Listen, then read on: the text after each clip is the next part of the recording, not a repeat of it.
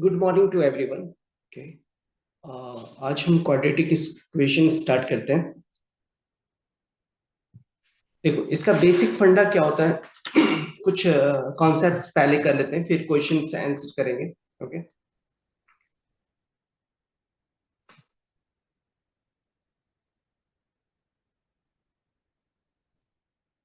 ठीक है। Quadratic polynomial, पहले समझते हैं क्वाड्रेटिक पॉलिनोमियल होता क्या है। ठीक है, इन जनरल क्या होता है कि जिसके ऊपर पावर 2 होगा ना, जिस इक्वेशंस में, उसे हम क्वाड्रेटिक इक्वेशन कहेंगे। ठीक है, फर्स्ट होता है linear equation, second is the quadratic equation, third is cubic equation. इस तरह से होता है। ओके, और उससे ज्यादा होगा तो हम पॉलिनोमियल उसे कहेंगे। तो उसका जो जनरल फॉर्म जो होता है वो होता है आपको A X square plus B X plus C. ठीक है, ये जनरल फॉर्म है जिसमें ए की वैल्यू कभी जीरो नहीं हो सकती। अगर ए की वैल्यू जीरो होगा तो ये एक्स स्क्वायर टर्म हट जाएगा और ये क्या बन जाएगा, एक लीनियर इक्वेशन बन जाएगा। इसीलिए ए का वैल्यू जीरो नहीं होना चाहिए। And A B and C are real number होना चाहिए। ठीक है, ये जो कांस्टेंट है वो रियल नंबर होना चाहिए। Is called a quadratic equation. Quadratic equation को हम ऐसे लिख सकते हैं, A X square plus B X plus C is equal to zero. Here A and B जो है, इस सब का कोफिशिएंट्स निकालना शुरू करेंगे। ठीक है, ये सारे जो चीज है ना, आपको कोफिशिएंट्स है। कोफिशिएंट्स को क्या करेंगे, जैसे ए किसका कोफिशिएंट्स है, ए कोफिशिएंट है आपको एक्स स्क्वायर का। देखो, ए कोफिशिएंट्स है आपको एक्स स्क्वायर का, एक्स कोएफिशिएंट है बी का, और जो सी है ना वो कांस्टेंट है। कांस्टेंट 1 2 3 4 कोई भी वैल्यू हो सकता है रियल नंबर्स में। Any value is the solution. अब इस इक्वेशन का अगर जो भी हम सॉल्यूशन निकालेंगे, ठीक है, तो वो उसका क्या हो जाएगा, उसका रूट्स कहलाता है in the second form. Okay, if and only if it satisfy the quadratic equation, अगर वो सेटिस्फाई करता है क्वाड्रेटिक इक्वेशन को तभी। ओके, नाउ क्वाड्रेटिक फॉर्मूलाज क्या क्या होता है इसे जानते हैं। देखो, जो क्वाड्रेटिक इक्वेशन होते हैं उसके दो रूट्स होते हैं। Okay, A X square plus B X plus C is equal to zero, इसके दो रूट्स होंगे। तो उसको एक अल्फा और एक बीटा एज्यूम करते हैं कि दो रूट्स है अल्फा बीटा।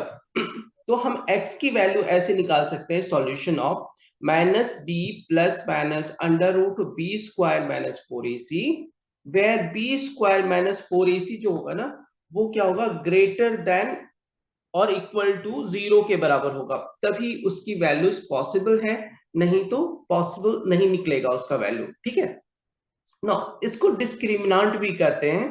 ओके, तो ये चीज क्या हो सकता है, B square minus four A C, D से डिनोट करते हैं डिस्क्रिमिनांट को, डी इज इक्वल टू क्या हो जाएगा, B square minus four A सी। तो इसका एक फॉर्मूला, जैसे देखो, इसका एक फॉर्मूला इस टर्म में भी लिख सकते हैं, X is equal to minus B plus minus under root of D two A by two A. Okay,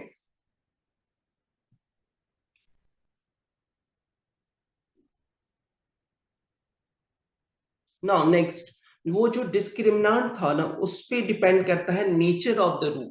उसका नेचर क्या होगा, जो दोनों रूट्स होंगे उनके नेचर्स क्या क्या होंगे। इफ कंडीशन फर्स्ट देखते हैं, if d is equal to zero, अगर वो d जीरो होता है तो क्या होगा, the roots are real and equal. दोनों रूट्स क्या होगा, real and equal, alpha is equal to beta बोल सकते हैं। ठीक है, second one is the if d is greater than zero, अगर d ज्यादा बड़ा इज ग्रेटर देन जीरो होगा, मीन्स पॉजिटिव होगा, the roots are real and unequal.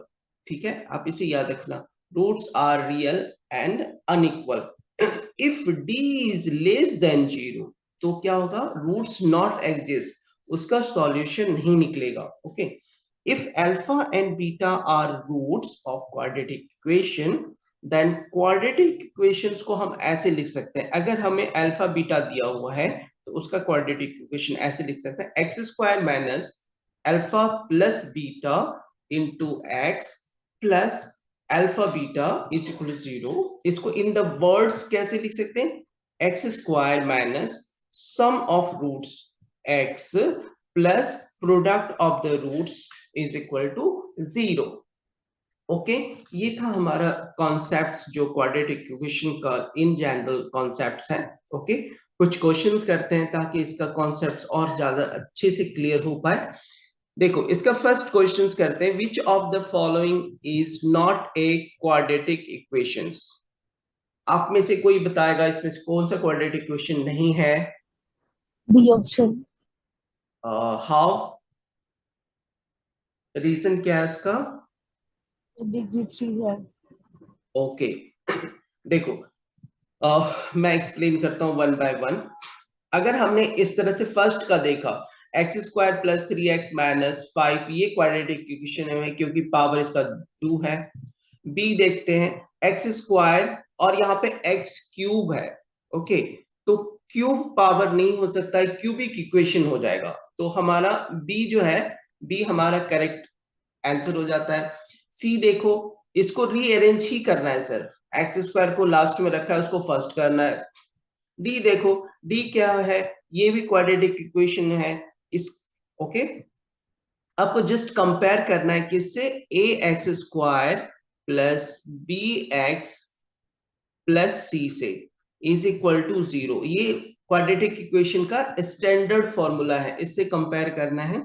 Okay, देखो इसमें कोई भी क्यूब नहीं है, इसीलिए हम क्यूब वाले को नहीं अलाउ करते हैं क्वाड्रेटिक इक्वेशंस में।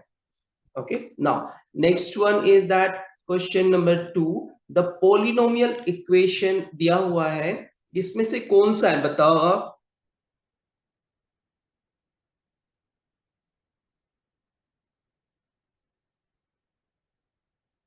कौन सा आंसर होगा?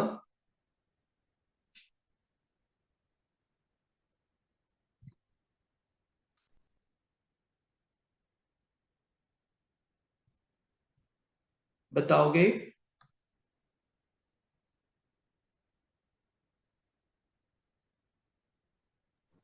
Linear equation. ओके, कैसे? अदर्स को हम कैंसिल कर सकते हैं क्या? अदर्स को हम कैंसिल कर सकते हैं क्या? ये देखो आपने इसे सॉल्व किया है? नहीं। फर्स्ट देखो, क्या इसको एक्सपेंड कर दो, इसको x से मल्टीप्लाई करो तो क्या हो जाएगा, देखो हमारा यहाँ पे हो जाएगा एक्स स्क्वायर प्लस एक्स। ठीक है, ये वाला एक्सपेंड किया तो हमने, अब हो गया plus 8। Okay, is equal to, इन दोनों को मल्टीप्लाई कर दो, एक्स स्क्वायर। ओके, ये एक्स स्क्वायर माइनस 2x।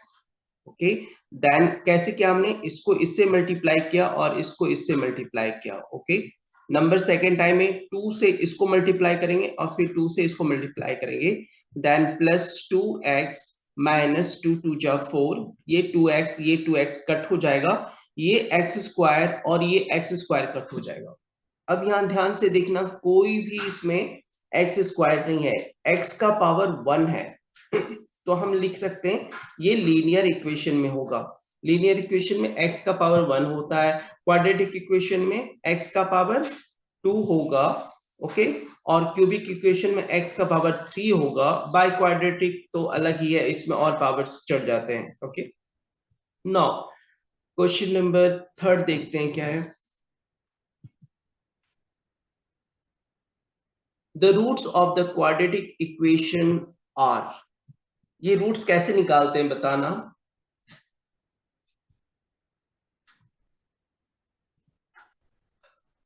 इसे रूट्स कैसे निकालेंगे? Anyone?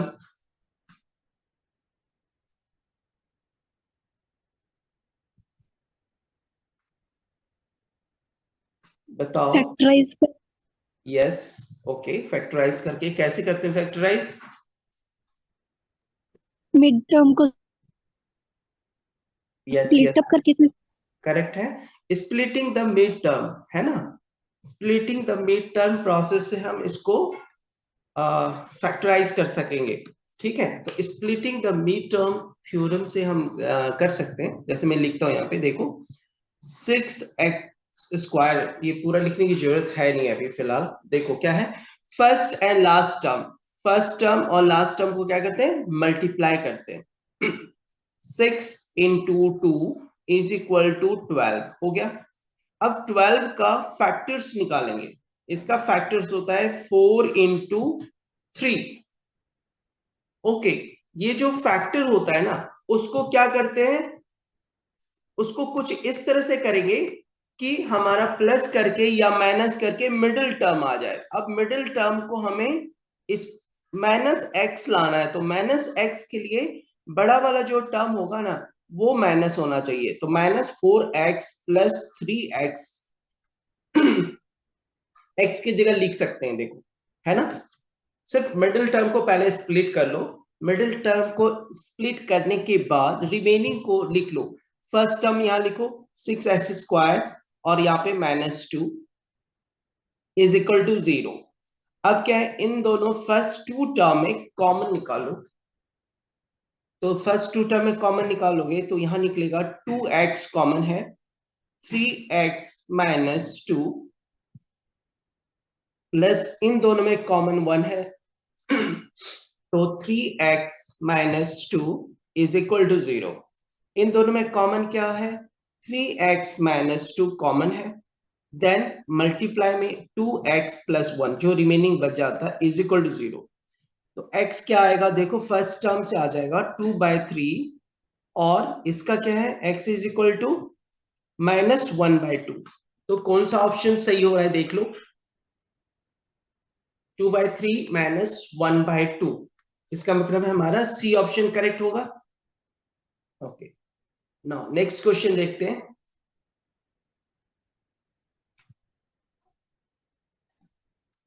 Fourth number question, if one root of the quadratic equation is 2, the value of k is, find करना है k की वैल्यू। बताओ इसका वैल्यू क्या आ जाएगा,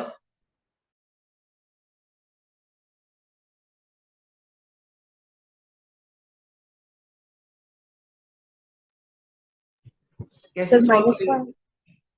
हाउ, कैसे सॉल्व किया आपने।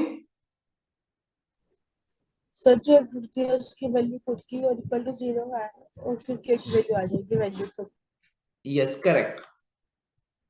देखो आपको स्टार्टिंग में बताया था, जो सॉल्यूशन होता है ना, उस इक्वेशन को सेटिस्फाई करता है। तो ये जो 2 है ना, 2x इज इक्वल टू 2 आप पुट करो इस इक्वेशन में, तो देखो हो जाएगा 2 और x की जगह x² है, तो 2 वहां पे पुट कर दो, देन प्लस k इंटू यहाँ पे 2 -6 इज इक्वल टू 0। ये हमने कर दिया। नाउ 2 × 2 2 जा 4 plus 2k -6 is equal to 0। 4 2 जा 8 plus 2k -6 is equal to 0। 8 में 6 जाएगा, 2 plus 2k is equal to 0। यहाँ पे देखो क्या निकलेगा, 2k is equal to -2, then k is equal to -1। That's why option B इसका करेक्ट हो जाएगा। सही है, देख लो कोई डाउट्स तो नहीं है यहाँ पे।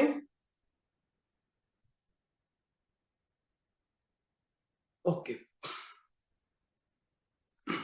नेक्स्ट क्वेश्चन देखो। नेक्स्ट क्वेश्चन है fifth question, the root of the equation are. इसे कैसे सॉल्व करोगे आप देखो।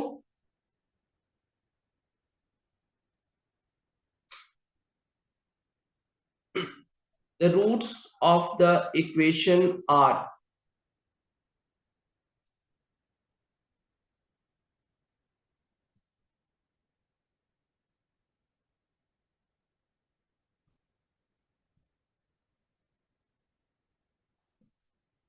बताओ कैसे निकालेंगे इसे। इसमें नेचर ऑफ द रूट पूछ रहा है, तो नेचर ऑफ रूट कैसे निकालते हैं, इसका डिस्क्रिमिनांट निकालते हैं, ठीक है। डिस्क्रिमिनांट यूज करेंगे तो क्या हो जाएगा, d is equal to b² - 4ac। Okay, इसमें देखो वैल्यू क्या है, ये है आपको a 7, b है 1 और c है -1। यहाँ पे क्या करेंगे, इसकी जितने भी आए हैं ना, इसकी सबकी वैल्यूज पुट करना शुरू करो। b के जगह क्या लिखेंगे, 1 का स्क्वायर माइनस 4, a के बदले 7 और c के जगह पे -1। फिर देखो क्या होता है, 1, ये माइनस और ये माइनस दोनों प्लस हो जाएगा। ओके, प्लस हो जाएगा। अब 7 4 जा क्या होता है, 28। ठीक है, तो ये कितना आ रहा है देखो, 29। 29 इज ग्रेटर देन 0। तो ग्रेटर देन 0 का मतलब क्या होता है, real and distinct. Option A सही हो जाएगा। ओके, नाउ नेक्स्ट क्वेश्चन देखते हैं इसका। Sixth question. If the equation 12x squared plus 4kx plus 3 is equal to 0 has real and equal roots, find the value of k. अब बताओ इसका क्या हो जाएगा यहाँ पे। सर डिस्क्रिमिनेंट का फॉर्मूला लगाएंगे, डी हमें 0 दिया हुआ है, वैल्यू पुट करने के की वैल्यू आ जाएगी। यस, करेक्ट, करेक्ट बताया आपने। इसका क्या होगा, डिस्क्रिमिनेंट निकालेंगे। डिस्क्रिमिनेंट हो जाएगा हमारा d is equal to real and equal roots के लिए d इज इक्वल टू हमें 0 पुट करना होगा। d की वैल्यू होता है हमारा b square minus 4ac is equal to 0। Okay, यहाँ पे क्या करते हैं, a के जगह 12 यूज करेंगे, b के जगह 4k यूज करना है और c के जगह 3। ओके, तो b के जगह 4k यूज कर लो, 4k। ओके, तो इसका स्क्वायर कर दो, -4 इंटू ए के जगह 12, ओके, इंटू सी के जगह 3 इज इक्वल टू 0। हमने कर लिया। ओके, अब क्या है कि 4k है तो 16k स्क्वायर माइनस, इसको बताओ कितना होगा, 12 इंटू 12 144 इज इक्वल टू 0। फिर क्या हुआ, 16k square is equal to 144। सही है, k square is equal to क्या हो जाएगा, 144/16। कितना होगा बताओ। कितना आंसर आ रहा है आपका बताओ। सर के स्केल इक्वल टू 9। आवाज नहीं आ रही आपकी ठीक क्लियर। सर 9। 9, ओके, 9 टाइम्स में वो मल्टीप्लाई होगा। ओके, ये 9 आया, k square is equal to 9, then k is equal to 3। k is equal to, ठीक है। देखो यहाँ पे क्या करते हैं कि आपने जैसे ये 3 लिखा, ओके, अभी चलो चल जाएगा। यहाँ पे आप ऐसे भी लिख सकते थे, जैसे हमने यहाँ पे लिखा ना, k square is equal to +-3 भी लिख सकते हैं। ओके, ये भी इक्वल रूट्स ही आता है। जब भी हम स्क्वायर रूट हटाते हैं ना, तो +-3 का वैल्यू होता है, ओके, k की वैल्यू। लेकिन अभी आप k इज इक्वल टू 3 भी कर सकते हो, क्योंकि ऑप्शंस में देखना, ऑप्शंस में कभी कभी उस तरह का रहता है। ठीक है, क्योंकि k की वैल्यू अगर हमने 3 रखोगे या k की वैल्यू -3 रखोगे तो भी 9 ही आएगा, है ना। ओके, फिलहाल के लिए ये करेक्ट आंसर है आपका, k is equal to 3। Now next question देखते हैं इसका।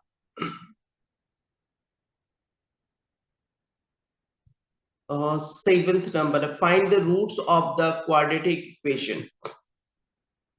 इसका बताओ कैसे निकालेंगे।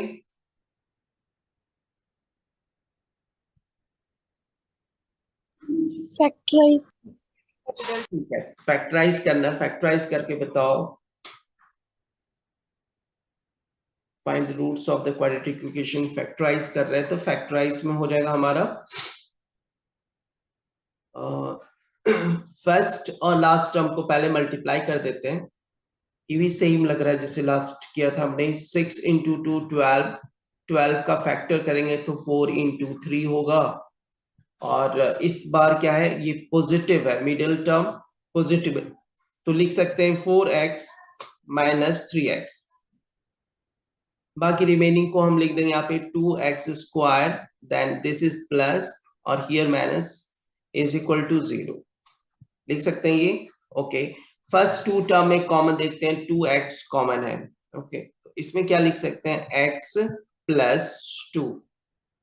अब क्या है, माइनस, इन दोनों में कॉमन आपको 3 है, तो माइनस ले लिया आपने आउटसाइड, तो अंदर प्लस हो जाएगा, x plus 2 is equal to 0। x plus 2 क्या है, दोनों में कॉमन है, तो लिख सकते हैं x plus 2। Okay, and 2x minus 3 is equal to 0। Then x plus 2 के लिए देखो x is equal to minus 2, और दूसरा हो जाएगा x इज इक्वल टू 3/2। देख लो आपको यही आ रहा है क्या?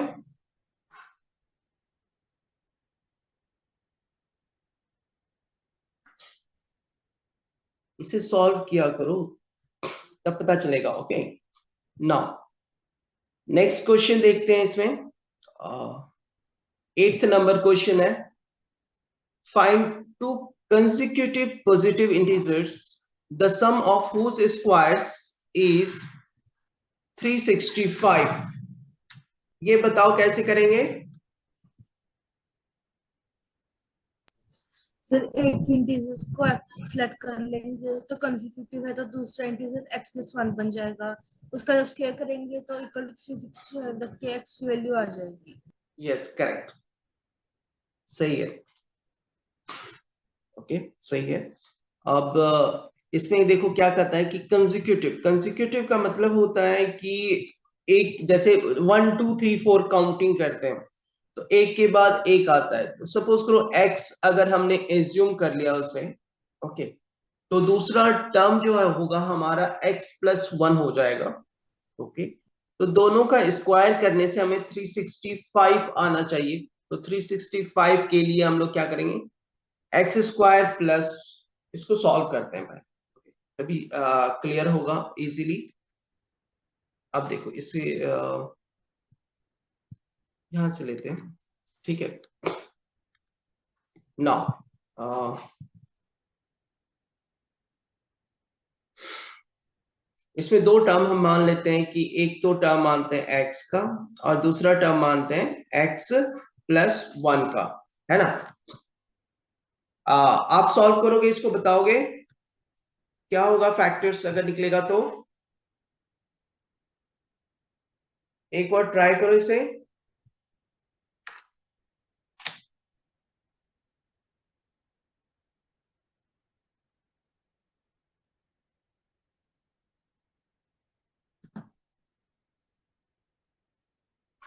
एक बार ट्राई करो।